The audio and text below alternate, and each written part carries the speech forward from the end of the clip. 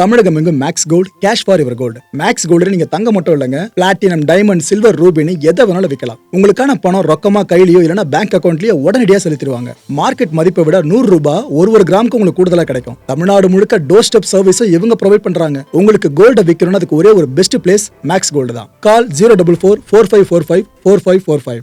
வணக்கம். Big topic with Karthik Mayakumar. India முழுக்க LPG shortage issue தலைவிரிச்சு ஆடிக்கிட்டு இருக்குல்ல. இந்த நேரத்துல நீங்க தெரிஞ்சுக்க வேண்டிய முக்கியமான பல விஷயங்கள் இருக்குங்க. அதை பத்தி தான் பார்க்க போறோம். நிகழ்ச்சிக்குள்ள போலாம்.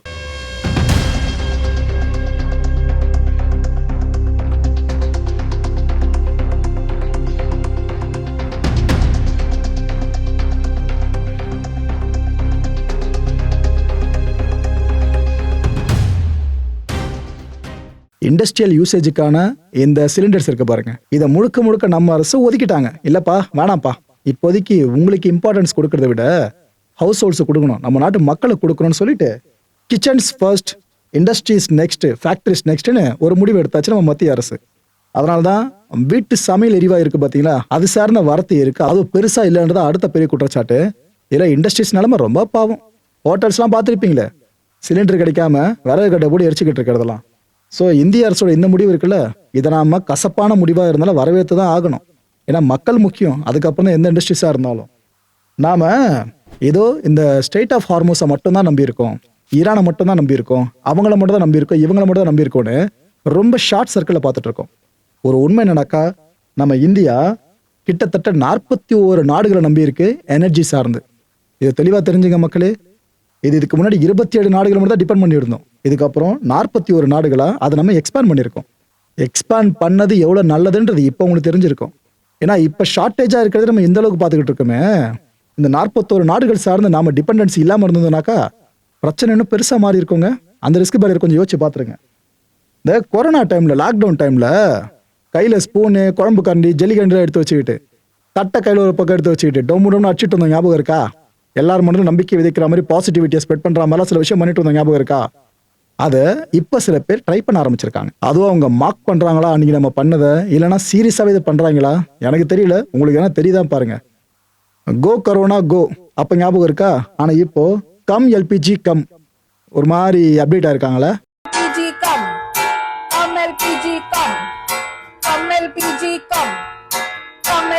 இந்த கேஸ் சிலிண்டர்ஸை எப்படியாச்சும் வாங்கணும்ட்டு எவ்வளோ பேருக்கு ஆசை தெரியுமா மக்களே? இப்போ கோல்டு வாங்குற ஆசை போயிட்டு இந்த கேஸ் வாங்குற ஆசை தான் இப்போ அவ்வளோ பீக்கில் இருக்கு. நம்ம உத்தரப்பிரதேச உதாரணத்துக்கு வச்சுக்கோங்க. அங்கே இரவு முழுக்க வரிசையில் காத்துக்கிட்டு இருக்க பல பேரும் சிலிண்டர்ஸோட, ஓகேவா, எம்டி சிலிண்டர்ஸோடு காத்துக்கிட்டு இருக்க பல பேரும் அரசியல் பேசிக்கிட்டு இருக்காங்க. யாருப்பா அது காரணம்? ஏதோ ட்ரம்பாமே, ஏதோ ஈரானை போட்டு அடிக்கிறாராமே, அங்கேருந்து ஏதோ நடக்குதாமே, அங்கே கப்பல்லாம் காலி பண்ணுறாங்களாமே, அதனால நம்ம வீட்டில் சிலிண்டர் வர மாட்டேதாமே, அது இதுன்னு அங்கே உட்காந்து அரசியல் பேசிட்டு இருக்காங்க பல பேருமே.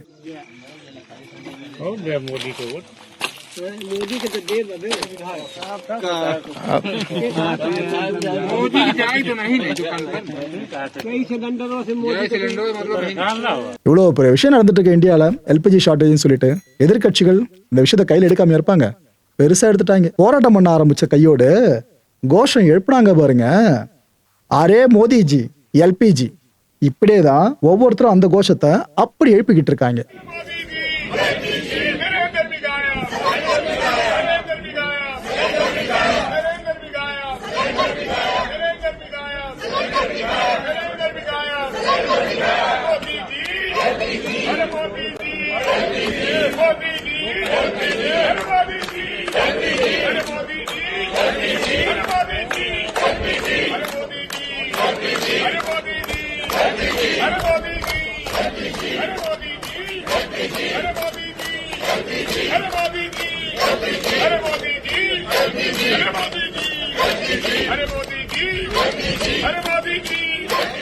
ப்ரோ, இந்த ஈரான் கான்ஃபிளிக்ட்னால நம்ம நாட்டோட பொருளாதாரம் சார்ந்து தாக்கம் தானே ஏற்படுமான்னு கேட்டீங்கன்னா டவுட்டே வேணாங்க, கன்ஃபார்ம் ஏற்படும். இதில் நீங்கள் மாற்று கருத்து எங்கேயுமே நீங்கள் காது கொடுத்து கேட்கவே வேணாம். உதாரணத்துக்கு சில நம்பர்ஸ் மட்டும் சொல்கிறேன், போப்போ உங்களுக்கே தெளிவாக புரிஞ்சிடும்.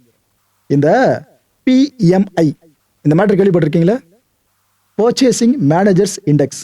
இது என்னன்னா, நம்ம நாட்டை பொறுத்த வரைக்கும் ஒரு மந்த்லி ஹெல்த் செக்அப்னு வச்சுக்கோங்களேன், எக்கானமி சார்ந்த ஹெல்த் செக்அப். இப்போ நம்ம உடம்பு சார்ந்து அடிக்கடி ஹெல்த் செக்அப் பண்ணுவோம்ல, அது போல நம்ம நாட்டோட பொருளாதாரம் சார்ந்து ஒரு மாசத்துக்கான செக்அப் தான் இந்த PMI அப்படின்ற நம்பர்ஸை பேஸ் பண்ணி நம்ம கன்சிடர் பண்ணுவோம். இதில் ஸ்கோர் பார்த்தீங்கன்னாக்கா 100 ஒட்டு மொத்தமாக எடுத்துக்கோங்க.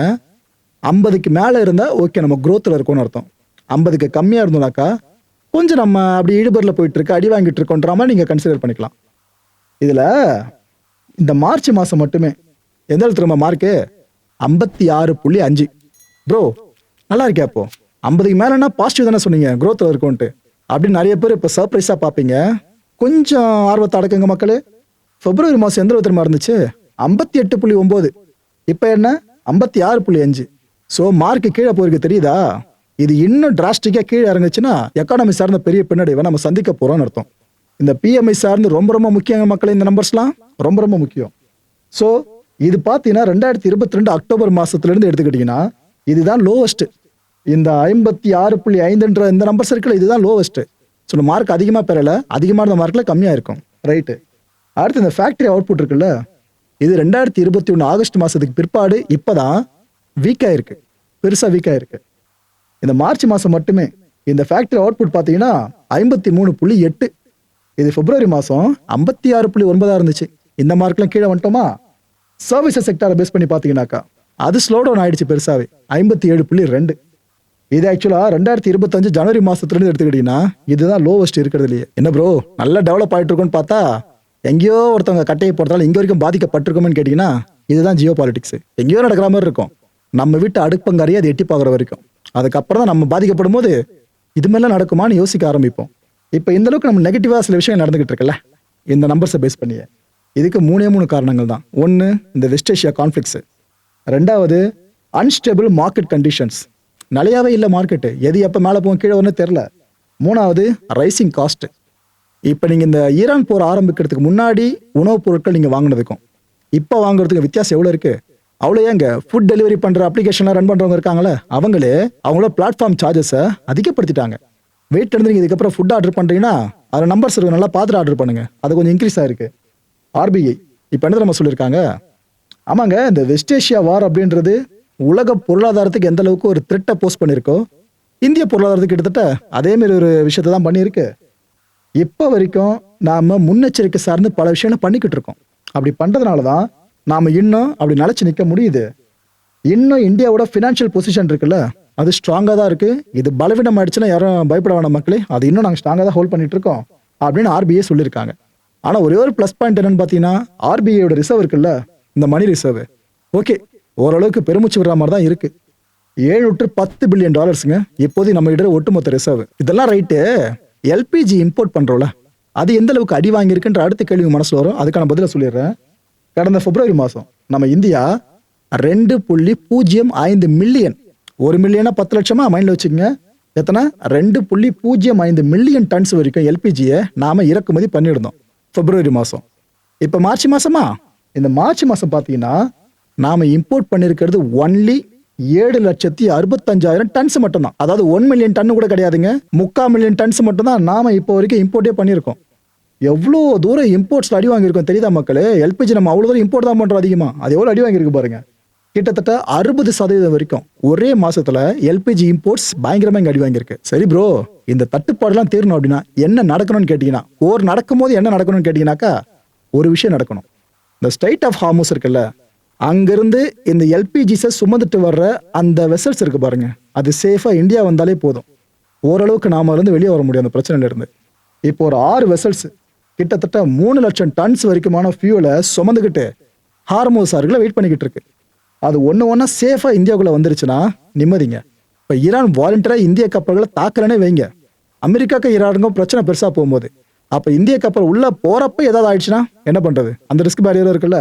ஏன்னா இப்போ என்ன பிரச்சனைனா, அங்கே எதனா ஒரு கப்பல் எது ஆனாலும் 2 தரப்பு கிளைம் பண்ணிக்க மாட்டாங்க, எங்களால் அது ஆச்சு அப்படின்ட்டு. அப்போ நம்ம என்ன போய் என்னத்தை சொல்ல முடியும்? அந்த ரிஸ்க் அங்கே இருக்குது. ஸோ நம்ம நாட்டில் ஏற்பட்டு எல்பிஜி ஷார்ட்டேஜ் நாம் ஓரளவுக்காச்சும் அதை விட்டு வெளியே வரணும் அப்படின்னா ஹார்முஸை கடந்து ஒரு வெசலும் இங்கே வந்தாகணும். இல்லை இன்னொரு தலைவலி என்ன தெரியுமா? இந்த கான்ஃப்ளிக்ட் பெருசாக போயிட்டே இருந்துச்சுன்னா ப்ரொடியூஸ் பண்ணுறதுக்கு ஆள் இல்லாமல் போயிடுவாங்க. ஃபேக்ட்ரிஸை ஃபுல்லாக பிளான்ட்ஸ் எல்லாம் அவங்க க்ளோஸ் பண்ண ஆரம்பிச்சிருவாங்க மிடில் ஈஸ்ட்டில். அதுக்கப்புறம் கப்பல் போக்குவரத்து இருந்தால் என்ன இல்லைனா என்ன, அந்த எல்பிஜி இல்லாமல் அதுக்கப்புறம் ஒன்றும் பிரயோஜனம் இல்லை. இந்த அசாதாரண சூழலில் பிரதமர் மோடி அவர்களுக்கு டொனால்ட் ட்ரம்ப் அவர்கள் ஃபோன் பண்ணி பேசியிருக்காங்க. இதை இந்திய அரசு உறுதிப்படுத்திருச்சு, அமெரிக்க அரசு உறுதிப்படுத்திருக்கு. இதில் மோடி அவர்கள் என்ன சொல்லியிருக்காங்கன்னா, இந்த ஹார்முஸ் இருக்குல்ல, இதை திரும்பவும் ஓப்பன் பண்ணணும். இதை செக்யூரான பாதையா மாத்தணும், எல்லா நாடுகளும் ஆக்சஸ் பண்ற மாதிரி பாதையா மாத்தணும். இது எங்களுக்கு மட்டும் நாங்க நினைச்சு சொல்லல, உலகத்துக்கு இதுதான் நல்ல விஷயமா இருக்கும். இது சார்ந்து எல்லாருமே முயற்சி பண்ணணும்னு அவர் சொல்லியிருக்காரு. இதுக்காக ஈரான் அடிங்க, இந்த வாரம் தொடர்ந்து கொண்டு போங்க, இது போல இதே நம்ம பயன்படுத்துற வார்த்தைகளை உலக அமைதி சார்ந்தா இந்தியா எப்பவுமே ஸ்டாண்ட் எடுக்கும். அந்த ஸ்டாண்டை இப்போ எடுத்திருக்கு. ஸோ இது சார்ந்து எல்லாம் நகர்ந்தா நல்லா இருக்கும்ட்டு அவர் பேசியிருக்காரு. அமெரிக்க அரசு இந்த விஷயத்தை உறுதிப்படுத்திருக்காங்க. ஆமா, மோடி அவர்கள் இந்த விஷயத்தை என்கிட்ட சொல்லியிருக்காங்க அப்படின்ட்டு. இன்ஃபிளேஷன் டேஞ்சர் இப்போ உலகம் முழுக்க ஆட்டுவிக்க ஆரம்பிச்சிருக்கு. ஏன்னா பிரதமர் மோடி அவர்கள் ட்ரம்ப் அவர்கள்ட்ட பேசும்போது விஷயத்த சொன்னார்ல, உலகத்துக்கு சேஃபா இருக்குங்க அப்படின்ட்டு. என்ன சேஃப் நினைக்கிறீங்க?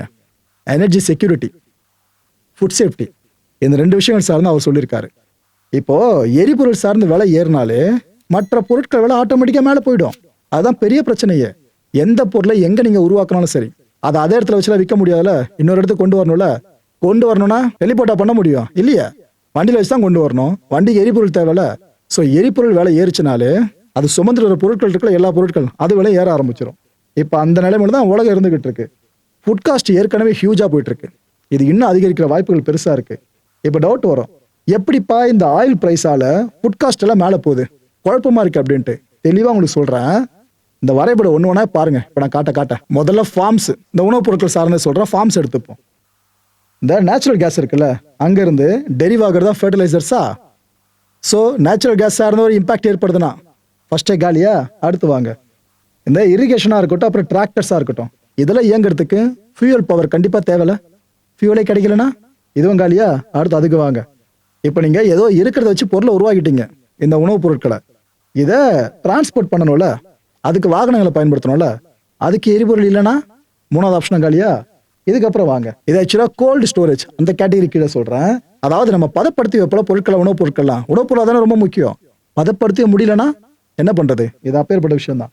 அதாவது இந்த ரெஃப்ரிஜரேஷன்லாம் இருக்கு பார்த்தீங்களா, உணவு பதப்படுத்த குளிர்சாதன பெட்டி மேலாம் பெருசு நம்ம ராட்சதால உருவாக்கி வச்சிருப்போல.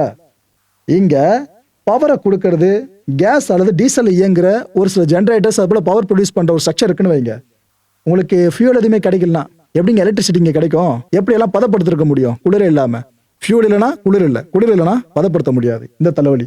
அடுத்து இங்க வாங்க, இந்த பை ப்ராடக்ட்ஸ், அதாவது பிவிசி, பாலிஸ்டரைன், இது எல்லாமே பெட்ரோலியத்தோட பை ப்ராடக்ட்ஸ் தான்.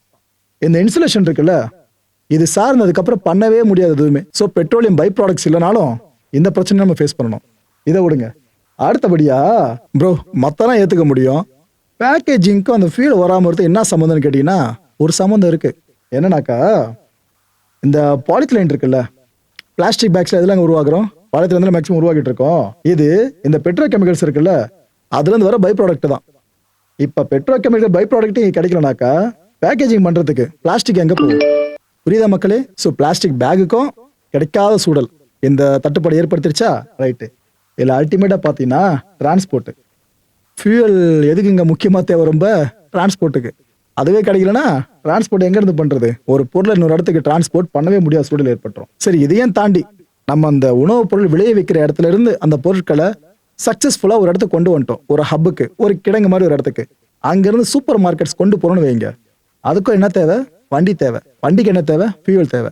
ஸோ அது வரைக்கும் அடி வாங்கும். எவ்வளோ தூரம் இம்பாக்ட் ஏற்படுது பார்த்தீங்கன்னா இப்போ புரிஞ்சிருக்கும்.